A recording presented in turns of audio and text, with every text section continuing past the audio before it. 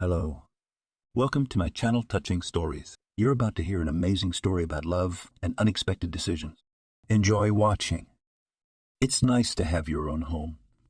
A real one, with clean walls, steam heating, a TV, and a kitchen that has a refrigerator with groceries and a stove. And even better if there is a bathtub with hot water. Then there's no reason to be upset. Just live and be happy. But it's all gone now. Maybe it was there once, and then it's gone and you find yourself wandering the world. John didn't have any of that to begin with. He's never lived in a house with all the amenities. So he wanders, that is, he wanders. He's not particularly offended by it. It's the norm for him. He knows that living conditions can be even worse. Now he's homeless and no one wants him. At least he's free. In his early childhood, until he was 5, he lived with his parents in an apartment. Well, as parents go, so goes the apartment. There's no telling how he survived with those alcoholics. There was no freedom there. He was too young to think about it, and now he had a bad memory of his childhood. He was taken away from his parents for 5 years. A separate big thank you to the appropriate authorities for this, as his parents were quickly sinking into alcohol. The child was a big problem for them. In the orphanage, he initially had a good life. There were clean beds, regular hygiene procedures, and most importantly, food. It was unusual for John that he did not have to ask for food or get it himself, but was given it, and sometimes he was even allowed to ask for more. When he grew up, he was transferred to a boarding school. It seemed to be more difficult there because of the older boys. There were fights and quarrels. John was always waiting for the moment when he grew up and could fight back. But he realized it wasn't just him growing up, it was his enemies. He wasn't a wimp or a coward at all. But he didn't like fighting and didn't want to get into company. And understandably, no one liked it. He was sick of it all. That's when John started dreaming of getting out of the orphanage and living on his own. Maybe he would have waited for graduation, but there was a serious conflict there. He decided not to wait for trouble and ran away. He was barely 14 years old. As soon as he got his passport, he just ran away. He knew no one would look for him, who'd want him there. But just in case, he went to another city, away from his hometown and the people he knew. He didn't have any good acquaintances. And who needed bad acquaintances? About what he would do on the outside, John didn't think much about it. He decided that he would look at the circumstances. What were the circumstances? If he knew nothing and knew nothing about life, he tried to find a place in the hostel to work. But it didn't work out. A normal life, apparently, was not for him. But he didn't want to just die, so he started living the way he could. That's how he became homeless. It turned out to be quite acceptable, especially if you don't break the law. What about the vagrancy and loitering clause? Thank you. That's been repealed. He wasn't going to steal, drink, or disorderly conduct, and the rest was nobody's business. He was living the best he could. Maybe it would be better. It would be very good. That was how he thought about the future. He tried not to think about it. Lived a regular life wherever he had to. He was now living with a janitor, Kevin, who let him live in his back room. John helps him take large trash to the dumpster, loads it into his car, and provides other services. He cleans up leaves and paints the garbage cans outside the driveway. He does whatever needs to be done. Because he can help an elderly person and get an overnight shelter under the roof, he also has his own business. He picks up metal and turns in bottles and cardboard. Yes, it pays a pittance, but it's something. So his main place of work was, of course, the junkyard. Where else would he find all these treasures? The place was won back because there was competition. It was dangerous to go into someone else's territory. On the day that this change in his life actually began, he lingered at the junkyard and was about to leave when suddenly he saw a foreign car pull up and stop. Well, in that case, it would not do any harm to wait. You never know. It was not for nothing that a fancy car drove up here. And indeed, a man in a white coat got out of the car, quickly threw out something dark like a pile of rags, jumped into the car, and drove away. Well, something like that in the neck was expected. People get thrown out a lot, something they don't need. But for the homeless, it's just right. Rich people, even more so, don't need sometimes quite usable things. Fortunately, no one was around. No one noticed. And John quickly walked over, took something unbelievable, and with it disappeared into the plywood shacks where the homeless sometimes sorted out their loot. The current, of course, was not there. Neither could the fire be lit. A fire in a junkyard was a scary thing. That's why John always had a flashlight with him. He turned it on, illuminated his prey, and whistled disappointedly. The coat was a woman's coat. Not a bad coat of good fabric. Not dirty, not tattered. But what to do with it? It's dangerous to haggle over such things. It's easy to say you stole it, or even killed someone. Well, we can't just leave it here. Maybe I'll give it to Kevin. He's supposed to have a wife, he decided, and mechanically put his hand into his coat pocket. Of course, there were no purses or anything else in there. Only a thick, glossy piece of paper came out with a picture of a pretty young girl, which would not have been unusual if he had not been standing beside her. He looked at the picture this way and that way. He couldn't believe his eyes, and he couldn't put it down to a mere chance resemblance. And he never had twin brothers. In fact, this grandfather, John from the picture, was not like the real John the tramp was scavenging at the dump. And then John recognized the suit, too. 6 months ago, a man came up to him on the street and asked permission to take his picture. John refused flatly. What kind of a request was that? Who knows these decent people? What were they up to? But he began to persuade, and so politely. No, don't worry, there's no danger of that. I just need a picture of a decent, good-looking man about your age. It's for my work. I write articles. No, I'm decent, right? John was almost offended as he put his hand over his decorations. I mean, a decent face. And everything else we're about to change. The burden is on me. I'll get you a decent suit. Not forever, just for a photo shoot, for pictures. Simply put, that's all. Half an hour and I'll pay you. I don't know why you're hesitating. And then John decided, what's the big deal? Really, they'll fix it up for nothing. Well, he'll stand there or sit in decent clothes for a few minutes. The pictures will be somewhere, and so what's the big deal? Decent pictures, not naked. But when they took his picture, there weren't any girls around. John himself, of course, had never encountered anything like that, but he had heard that some sort of photomontage happened. That is, when they made a photo of him and the girl out of different pictures. But why? Well, if he was killing somebody in those pictures, that would be understandable. But so there's a guy and a girl. What am I supposed to do? Spend the night here? I've got to hurry up and go. I'm standing here dreaming I'm going to ask Kevin. He clearly doesn't know, but he's got grandkids. They're young, they know about computers and stuff. Maybe they'll say something clever, he decided, and headed back to his temporary home with some pictures. He decided to keep his coat. It was dangerous to walk the streets late at night with someone else's, and even more so, a decent piece of clothing.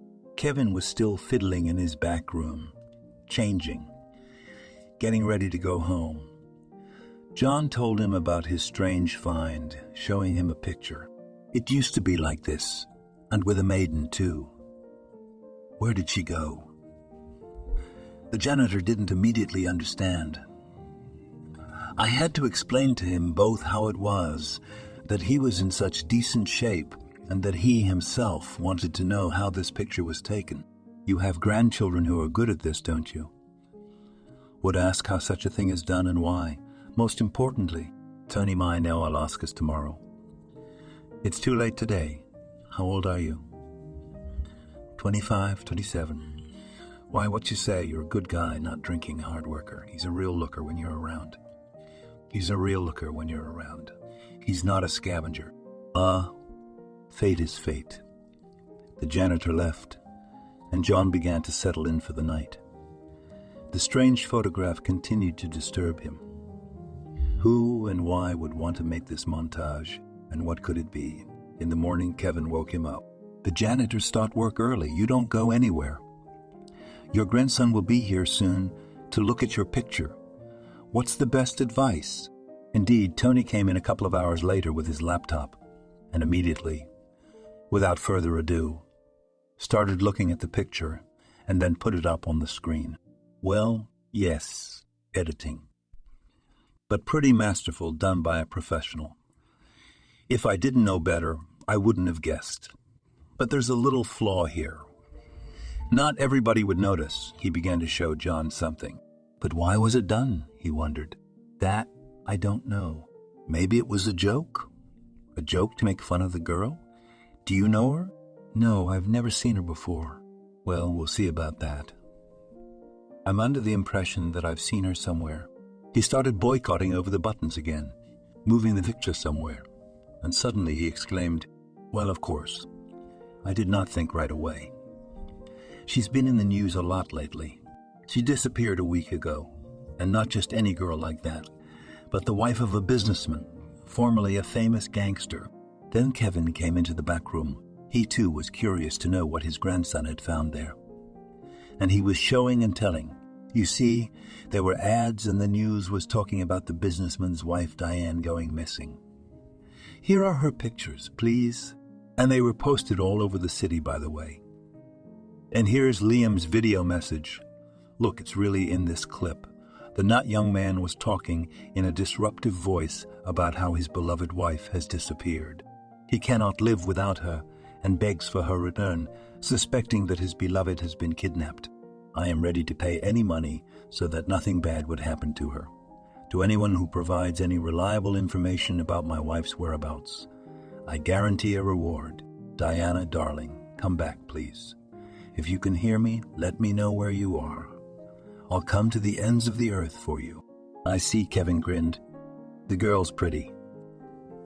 And he's about 20 years older than her. So he suffers, sitting around. And she probably ran away because she's sick of living with him. Quite possibly, his grandson agreed. If they kidnapped her for ransom, they would have sent some demands long ago. And they don't say a word. So either she ran away, or, well, let's hope she escaped. The janitor agreed. And where does he live, this businessman? That's something to tell him, I guess, John stated suddenly. What will you tell him? That you found a picture in a dumpster. So he's not asking for a piece of paper, he's asking for his wife. You don't get a reward for that kind of joke, you get it in the neck, Kevin warned him. Yeah, I'm not in it for the money. It just might really help me find her. After all, I saw that someone, apparently a doctor in a white coat, was wearing a coat, threw her away, and the photo was in his pocket. John disagreed. And if that's the case, there's no reason to bother at all. You know what these doctors are like. They say they steal people for organs. And she's a big girl, and she could be taken apart altogether. Then all the more you'll never find her. The contents have already been transplanted to some rich old woman. The elderly man made his assumptions. I quite agree. Yes, the case seems to be dark. It's better not to get involved. You better stay out of it, or it'll be your own fault. And I don't think you take to it so easily. After all, he lives in a luxury village. There are guards at every step. And there were such rumors about his husband that it's better to stay away from him. Didn't he hide his wife somewhere himself? Now he's playing the victim? I think in any case, it is necessary to report because they are looking for her. Any information could be important, John disagreed. Don't let them find you in that dump. Throw that picture away, John. Why can't you live in peace? Asked the older man. And John really wasn't. For a day he went about his business, while all he could think of was a lost stranger. It was as if he did not know her. And he was standing beside her only in a fake photograph, connected to her only in a fake photograph, connected to her only by someone else's will, but as if she was not. Stranger. And the next morning, don't say anything to anyone. Went to the same elite village to meet her husband and tell him everything. And he had seen the mansion in the picture. and that was the only way he could find it. That is to say, it was really hard to find out just to wander around the settlement by a man who was obviously not one of the residents here. John was too conspicuous. He was afraid of the guards, but here he had been very lucky. He didn't have to walk around the village for long. He saw the right house almost immediately, and not only that, a man came out of the gate of that house, in whom John immediately recognized the husband of the missing woman. He did not know where he was going, but he could not delay. The guy immediately rushed toward him as he went, saying, "Liam, I'm here to see you about your wife." The man stopped immediately, staring at John in surprise. His eyes widened, hope flashed in them, but to get a closer look at the young man he seemed disappointed, nor could he simply turn away his visitor. So he asked, "Well, speak quickly. What have you got about my wife? Or do you want money right away?" "No, I don't want money. I found the picture by accident. Here, look." He hurriedly took the picture out of his pocket and handed it to the businessman. He did not refuse. He took the picture but immediately gave it back. "So what? I've seen that picture." "Do you know him?" the man asked. "Yes, that's me." No, it wasn't me who took the picture here. It's a montage. Some man on the street stopped me. The man got a better look at John and the picture, then said angrily, "And you're telling me you had an affair with her? That my Diana would even just stand next to someone like you?" He looked back to the back of his station, making a sign to someone. "No, you don't understand," John stammered without paying attention. "She wasn't standing anywhere near me. I never saw her. It's a photo montage." Just then 2 large guards came out of the gate, looking unkindly at the young man. The owner turned to them. "See, make him a montage, his muzzle, to keep away from busy people." And he himself hurriedly walked away. John understood. Now he was going to be beaten, but he had not said the most important thing. "Wait a minute," he shouted after the businessman. "I haven't told you everything yet." He got a good kick in the jaw. He could not wait any longer. He had to get out of there before it was too bad for him. He managed to escape, though not without some minor injuries. The guards did not chase him. In the evening, John returned to the back room to Kevin, who immediately understood. "So, heroic detective, have you had a chat with a successful widower?" And very fruitfully the reward was full. "I didn't go for the money. I wanted to tell him. He wouldn't even listen." "Well, what did I tell you? When are you going to listen to your elders? You should be thankful you got out alive. Didn't you at least tell me where you live? God forbid they come here again." I didn't have time to say anything. That's the thing. What do you want me to do now? Go to the police? Go, but they're waiting for you there with your pictures. Look, John, I'm telling you as a human being, stop all this. Even let's say this picture and your information is worth something. But haven't you figured that out yet? Nobody's going to listen to you. You didn't get enough. You'd get a lot more in the police. So what? Forget the whole story? Sit quietly? No. I don't have the strength anymore. But I'm sorry. Not here, not at my place, because you'll bring someone here who shouldn't. And I don't want to get my face painted like that at my old age. And I don't want to lose my job. And if some thugs start dropping in, it's going to be a real pain in the ass. So here's my answer. Either get lost or go with God wherever you want. All right, I ain't going nowhere. If nobody wants to look for that girl, I ain't got nothing to do with it. Reconciliably, John said, knowing full well that he was saying that more to appease Kevin. Although, to be honest, he had no idea what to do or where to turn. And he didn't want to deal with the police, categorically with his husband already talked. So what now? Nothing, as a matter of fact. So he lived like that for several days, continuing to do his usual business. He was not ashamed of the bruises on his face. He understood that it would surprise no one and would not add anything new to his image. A man who collects garbage must look like that. And after a few days, the bruises, if not gone, stopped looking so threatening. But he worked, that is, did less of what he was used to doing. All his thoughts were occupied with the situation of the photograph and the missing woman. Perhaps he alone has the key to this story, and he is silent. That is, he is forced to keep silent, because no one wants to listen, and the woman may be in danger. But what can he do? And John crouched down the streets not knowing what to do. But one day, walking past a private clinic, I saw a foreign car stop at the entrance. It looked like the same one. Yes, he couldn't see it in the twilight, but he remembered one detail. There was a picture of tongues of flame and a long scratch on the side. A man got out of the car and, without closing the door, walked quickly to the clinic. John jumped into the car, walked over to it, and opened the door. The man appeared to be out for a minute. He had to hurry. And the guy dared only to reach into the glove compartment and pull out a stack of papers, not really knowing what it was. He jumped up, ran to the nearest bushes, and walked away with an independent look, shoving his find in his pocket. There must have been something substantial in it. After all, he must be the doctor who had thrown away this very woman's coat. Where had he put it? I wish there was some clue. Moving a safe distance away, John pulled out the papers and examined all the same pictures that showed both he and the other men with the missing woman.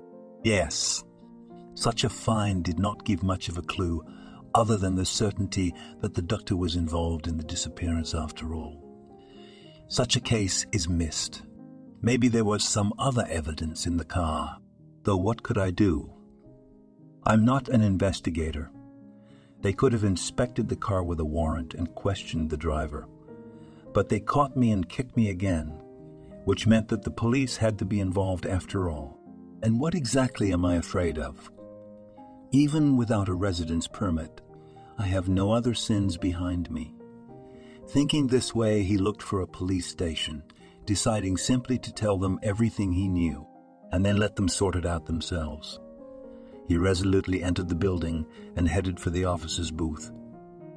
Fortunately, there were no other visitors, and the man on duty was bored and looking at a crossword puzzle. "Hello," John said firmly. "I'd like to speak to the investigator." "Which one?" the policeman asked in surprise. "And on what case?"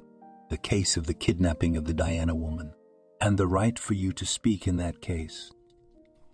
A chuckle peeked through the voice and eyes of the officer on duty. "I have some information that might help in the search. And more details," the investigator asked. "I think the doctor was involved in her abduction. I saw him throwing a coat probably belonging to Diana in the dumpster, and I found a photo in his pocket. Here it is. It's a montage. You can see me next to it." John himself was already aware that his story was not going as smoothly as he would have liked. This amused the policeman, but he went on. "Go on, what else can you tell, and where are you now?" "You're not there, though." "Don't you laugh. I mean it," John exclaimed.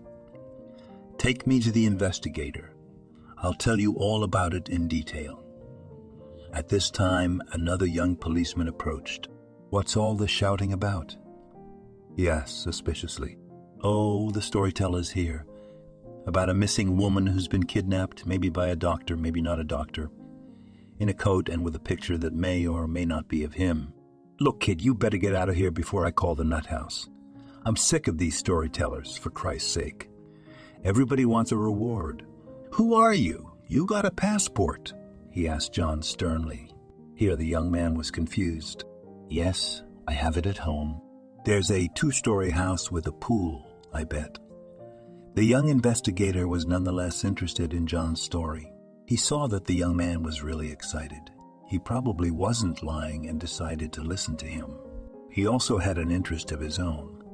A hasty investigation would allow him to prove himself. After all, he had not yet been entrusted with any important cases. The investigator invited John into his office and invited him to sit down. "So, my name is Alexander. I'm the investigator." "And who are you?" he asked. "I'm John. Well, a homeless bum, so to speak. But I have my passport, though I don't have it on me. Good. That's not what we're talking about right now, I understand. Let's go in order. What do you know about the missing woman? John took a deep breath, settled down, and began to detail everything he had unwittingly learned lately. The policeman wrote down the license plates of the doctor's car, the address of the clinic where he probably worked, and looked at photographs in which the missing woman was shown in the company of John and other men. It may be possible to prove with these pictures that it's a montage. Can you check? John said. Someone, that is most likely the doctor himself, wanted to compromise this Diana to her husband. I don't know why. Maybe he wanted to marry her himself, John speculated. I don't know. But in order to understand it, one has to know more about the doctor himself. Prose is well known in our circles, and I don't think he would have just divorced his wife when he found out he was cheating on her. Not that kind of man. So you think he killed her? The investigator asked. I don't know, but I don't rule out that possibility. We have to find out what role the doctor plays in all this, and how he is connected at all with the businessman himself and his wife. After all, the coat was thrown away. The photos were found at his place. Anyway, thank you for the information. I'll start to find out what happened and what can be done next. Although if a doctor's involved, a dead body might not be so difficult to hide. That's just awful. But what am I supposed to do now? Can I be free? Yes, you may go. You've told me everything you know. I'll start investigating. All right, but I'd like to know how this is going to end and where your investigation is going to lead. Is there any way I could come by, or at least call? You should. What if you remember something else? Do you have a phone? I do, but it's old and I can't always get it charged. But just in case, write down the number. Once I'm on the phone, I always answer. You never know. Maybe I'll know something else. That's one thing I wouldn't advise you against. Of course, it's good that you found photos in the doctor himself, but the case is not easy and possibly dangerous for civilians. So try not to get into it too much, and certainly not to get into it too much, and certainly not to take any action. John promised and went home, already somewhat reassured. Although he was well aware that until he understood what had happened, he would not rest, and the young investigator Alexander began his investigation. He was well aware that this is not an easy case and quite dangerous involvement. He had already talked about him a lot. This man was known for his cruelty and resourcefulness. In past times, his rivals and enemies had more than once disappeared without a trace, but he had never been able to bring any charges against him. Acting cautiously and apparently with the support of some high-ranking officials, he always managed to evade responsibility, and he never acted with his own hands. It is possible that his wife did not disappear without her husband's participation. Alexander understood that if he could prove it, then his reputation would greatly increase. After all, while he was considered as a young, green, and not very capable investigator. But now, thanks to this poor tramp, he had quite substantial leads. The first thing to do was to deal with the doctor, who undoubtedly had something to do with the case. The first thing to do was to find out his identity, which was not difficult. After all, Alexander now knew his license plate number, knew where he worked, and thanks to this, he fairly quickly learned about the surgeon Victor as well. He was quite a young man, much younger than Liam himself. What could link people so different in age and occupation? Was there a connection between them? They were in frequent contact and perhaps not just on personal matters. It was necessary to find out what the essence of that communication was. One could only ask them. The calls to the investigator began, and the questions began, which were very displeasing to one and the other. Liam was furious. Everything seemed to be settled. He had safely gotten rid of the unfaithful wife. Diana was wanted. The rest was no longer his concern. He reported his wife missing. But it's not like he's obliged to look for her. He can sit and wait. If he finds her dead, will he give her a big funeral? Honestly, I'll cry on the grave, and that'll be it. What other questions are there for him? And now it turns out that there are as many questions as you want. Again, some calls to some investigator begin, and the questions he asks are quite strange. Not good questions, namely about his acquaintance with this very Victor. And the question was very unexpected. What connects you to Victor? Just like that, he asked. If Liam had anticipated that this would happen, he would have thought about what to answer in advance. But he didn't know, so he could only raise his eyebrows and say, perplexed, "Yeah, there's no connection." "Well, I know him once, didn't I?" "I don't remember anymore." "So that's how we met. It's always good to have a good doctor on hand, you never know." And the investigator jumped right in like a bulldog, and the questions started pouring in. "Where did you meet? Why did you come here? Did you meet him often? Did he know your wife?" In short, one question was more dangerous than the next. Liam did not know how to get out of it, said he would not know how to get out of it, said he would not answer without a lawyer. Although what kind of lawyer, believe me, you can't explain everything to him as it is. And you can't really ask Victor himself why all of a sudden he started such calls. Could it be that he had done something wrong? Where had Diana gone? What if they had found her? But why isn't he being told? They don't call him to the lineup. In short, he left the investigator in indignation and in a kind of horror. But as he drove home, he calmed down. What had actually happened? Some young clerk there was showing zeal. Well, let him show it to his health. What can he find? It's ridiculous. He and Victor know how to hide ends in water. We've been over this more than once. Liam was actually happy when he found this young doctor, just graduated from college, but already quite acrimonious and cynical. Literally by some miracle he found him and immediately managed to hook him so that he did not particularly twitch. Liam knew how to behave with people and saw right through them. He knew at once what kind of favor he could ask of Victor. And he knew how to do it. And he did it perfectly. He helped me get rid of an undesirable man, so that no suspicions or accusations could be raised. But how not to be grateful, how not to admire the talents of yesterday's student. But he did not show it to Victor himself. He knew that, God forbid, to show people that you are grateful to them or that you need them, they would be on their heads in a jiffy.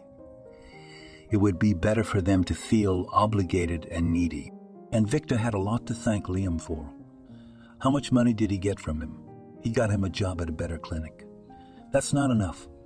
What kind of services did he provide? It was nothing. I've done it before. Yeah, well, it was better. It was more manageable. But it turns out you can get into trouble with him, too. No, he wasn't tough enough on the doctor. He was relaxed and let him go a little bit. He should have behaved the same way. Let her know that she should be grateful to her husband and owe him everything. Isn't that right? You should have put her in her place more often. She thinks she's the mistress. Couldn't. So she felt her power over her husband. Started to raise her tail. And then she got to the point of cheating left and right. I never would have believed it if it were not for the evidence. But this one did. When he got home, he called a lawyer, deciding to talk to him and build a line of defense. No need for investigators to know the whole truth about how and on what basis he was friends with the surgeon. It would have been nice to talk to him himself. But it is dangerous on the phone, of course not. All the more so if they are already watching. It would still be necessary somehow to contact him. But how? And is it really worth it? After all, if you look from the outside, there is no special relationship between them. And all this paranoia, no one can get to the bottom of anything. We're both pure innocent as babies. He finally made up his mind. Victor, whom Alexander summoned for a talk after the interview, was much less optimistic, if only because he had been on the sidelines from the beginning. He had nothing to do with the businessman or his wife. Well, I mean, he was acquainted. He was almost a friend of the family, but nothing more. And suddenly there were some strange questions. Where did they meet? What did they talk about? What kind of business? Well, what kind of business can I, a doctor, have with a businessman? I once removed his appendix. That's how we met. We got together, communicated, realizing that we could be useful to each other. And you knew his wife, Diana? You did, didn't you? I mean, I knew her before I knew him. We went to the same school. She was a little younger than me. No, we weren't friends. I just knew her. I was surprised when I found out they were married, but no relationship. There was no communication at all between us.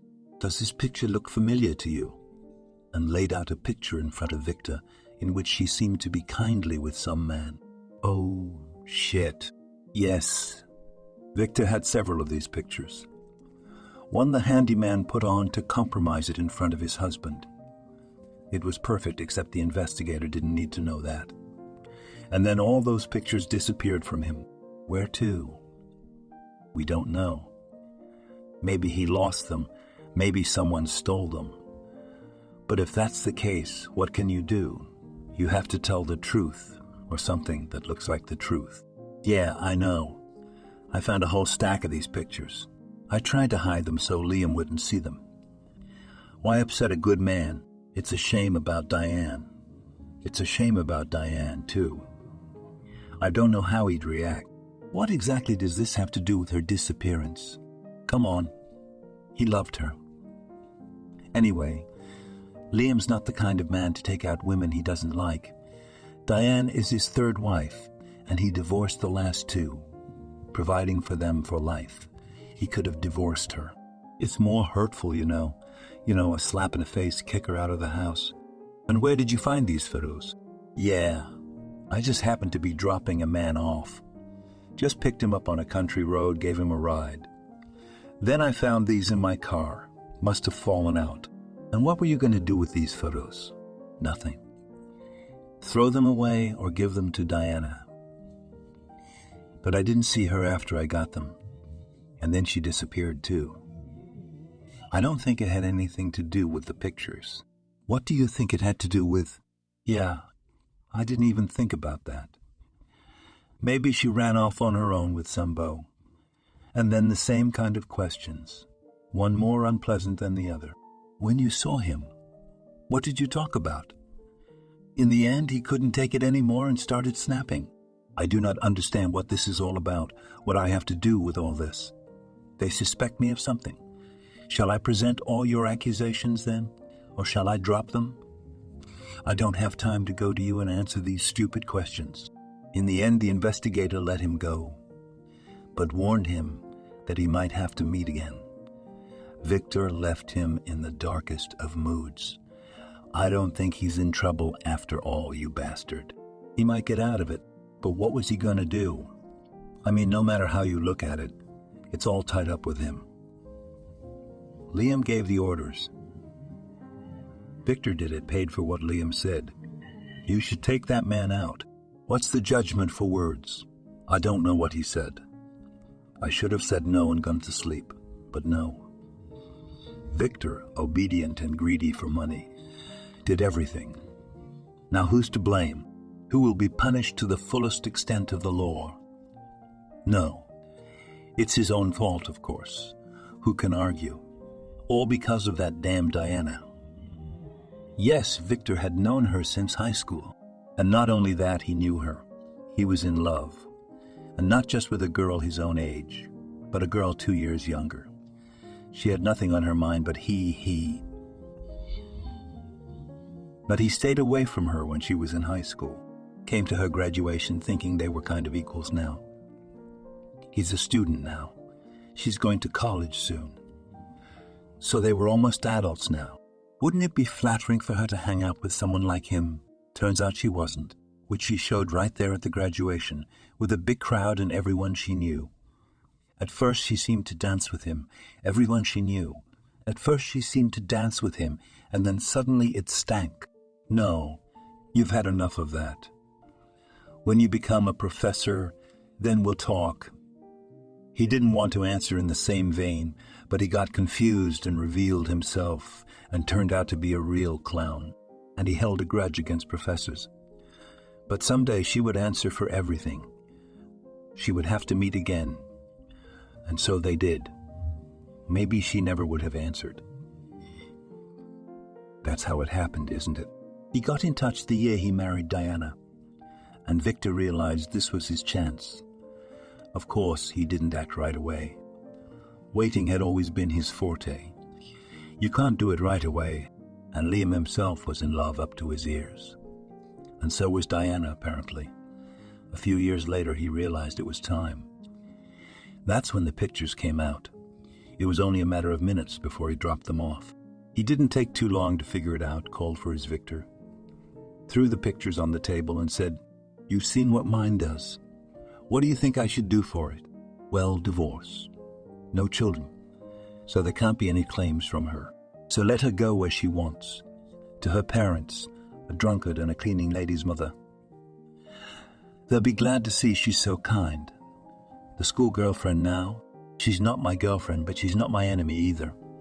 Or do you want to get more serious about this kind of thing? She doesn't have to live. Agree. Do as you know how. And I don't want her spirit on this earth again. I'll pay double rate," he said. "No problem, easy," replied Victor. Though he'd honestly be fine with his husband just embarrassing him. And kicked out of the house. Her death wasn't something he needed that much, but since the client was asking and paying well, he couldn't refuse. It was just a matter of luring Diana out for a little stroll. How to do it? He had already thought of one. Once he had asked Liam to leave the house for the evening to carry out their plan. Easy.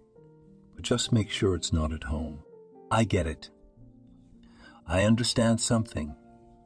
I just need to get her out of the house without any problems, Victor assured me. Then he called Diane and suggested she go out for a little walk tonight. What kind of outing? She wondered. We need to talk. No witnesses. Diana, I won't say anything now, not on the phone. Such an offer she could not refuse, and so without hesitation, she went out at the appointed hour and got into Victor's car.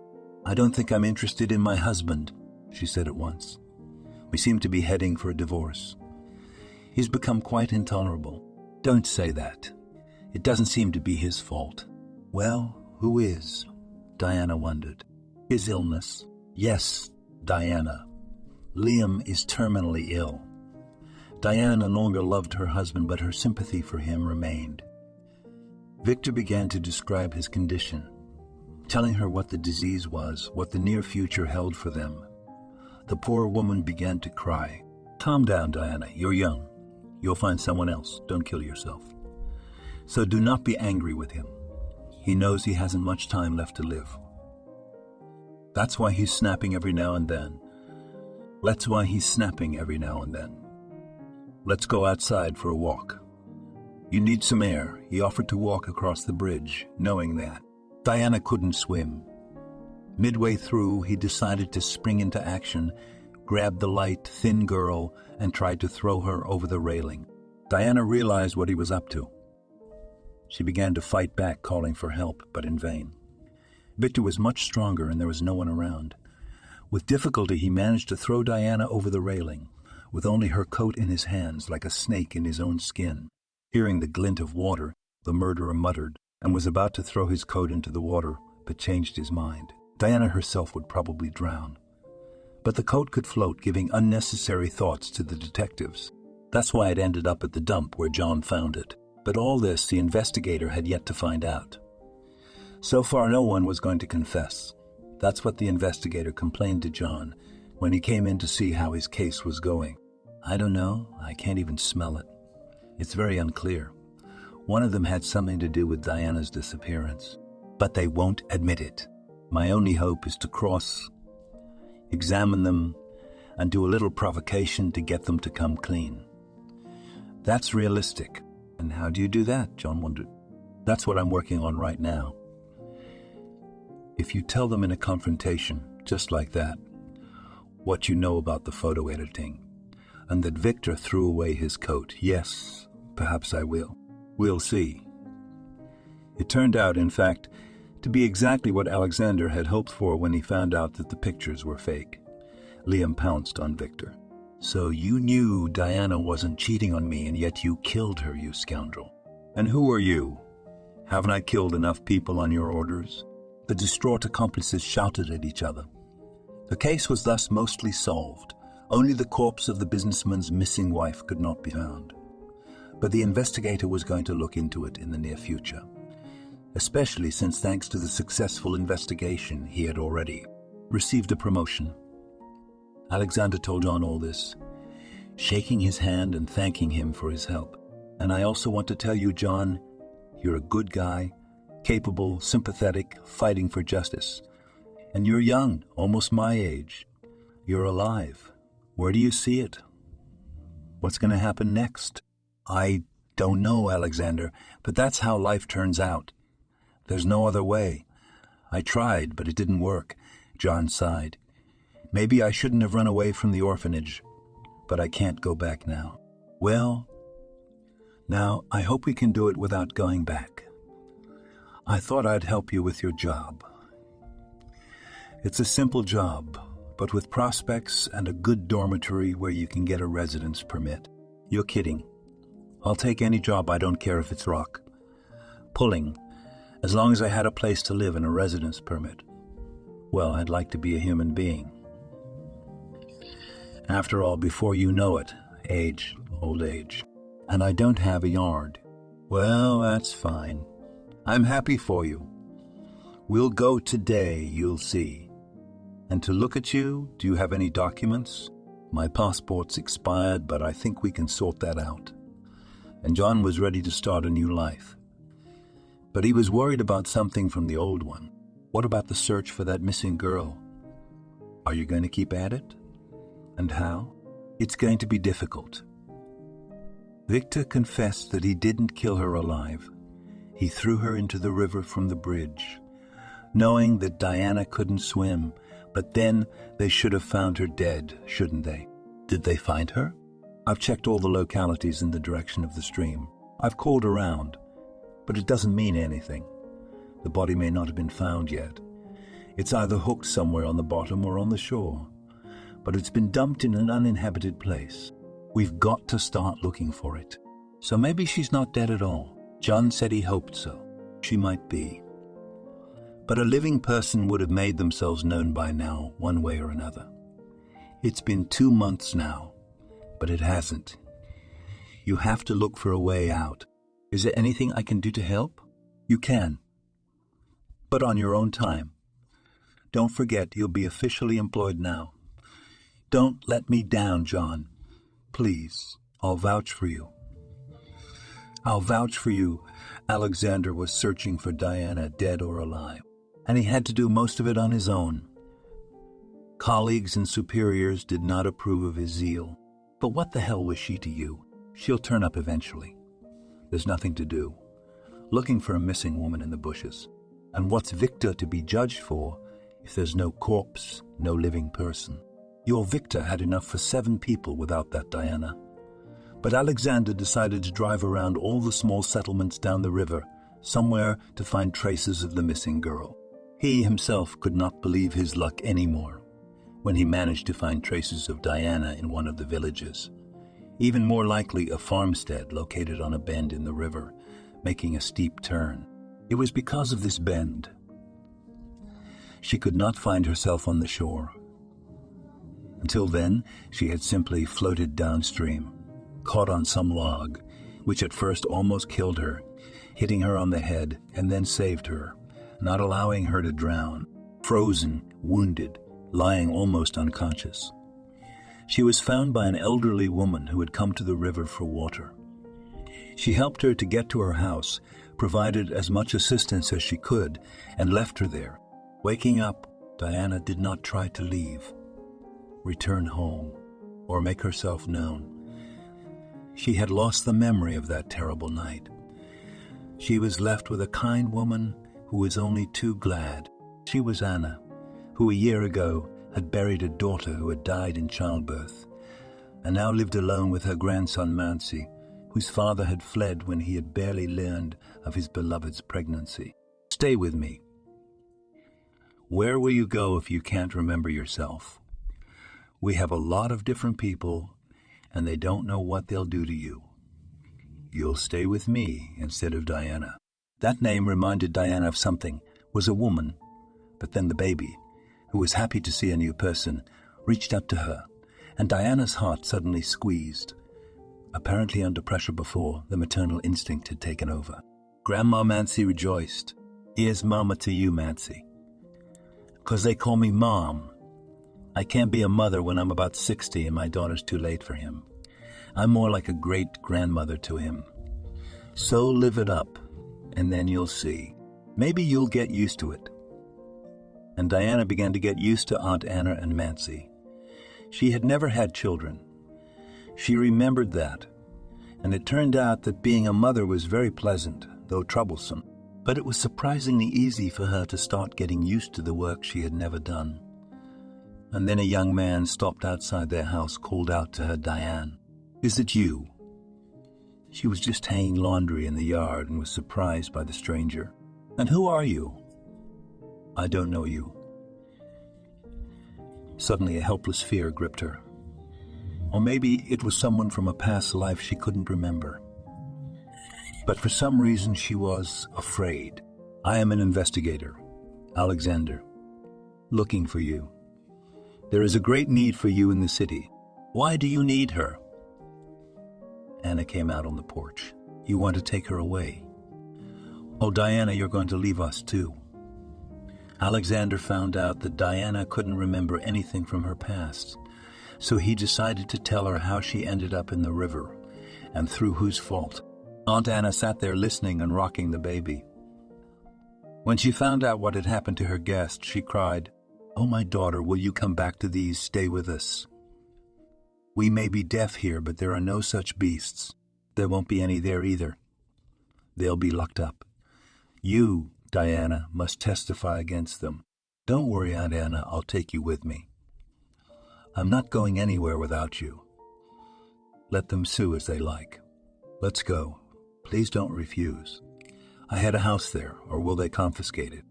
I don't know that, but I'll get something anyway." "Very well, then. We don't need much. We don't have anything here." The packing for the city was not long, though it was not without the lamentation of the mistress, who was sorry to leave the vegetable garden and some animals, which had to be given to a neighbor. "If you don't like it, I'll go back.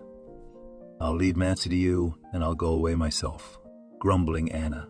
"Aunt Anna, who's going to keep you?" Diana said. "But I think you'll like it here." Diana herself returned home with some fear, though she was assured that her husband was gone.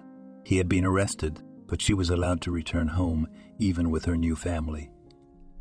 Aunt Anna, accustomed to a more humble environment, almost cried, afraid to walk through such a luxurious house. "Oh, take me back.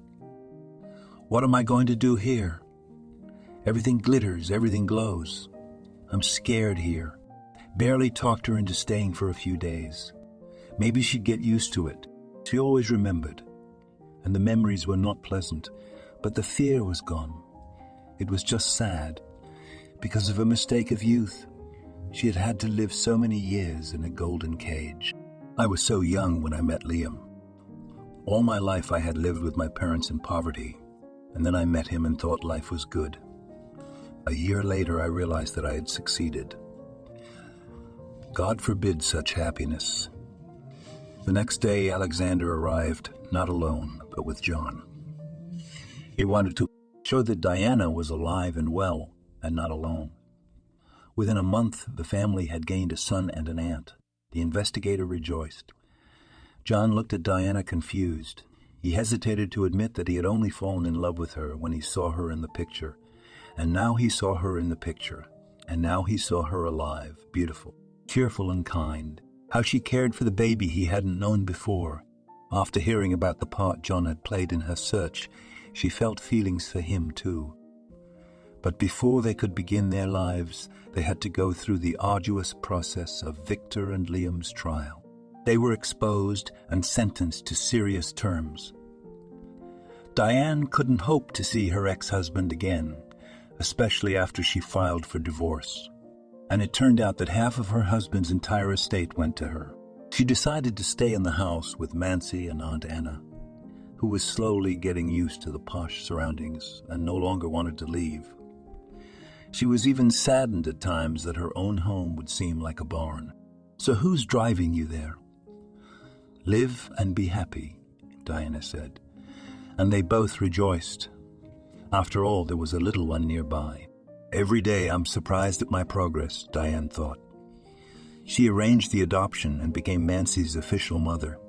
Soon there was a new change in their personal lives. John proposed to her. He was already working and taking courses, and getting to know Diane was an added boost to his development. He felt that his young wife should not be ashamed of him. He feared that someone might think he was marrying her for her money, but that was not the case at all. He fell in love with her and little Mancy and dreamed of them having children of their own. His best friend, investigator Alexander, approved of these plans and promised to be godfather to the newborn. If you liked the story, please support me with a thumbs up button. It's just one click for you, but it means a lot to me. Thank you in advance.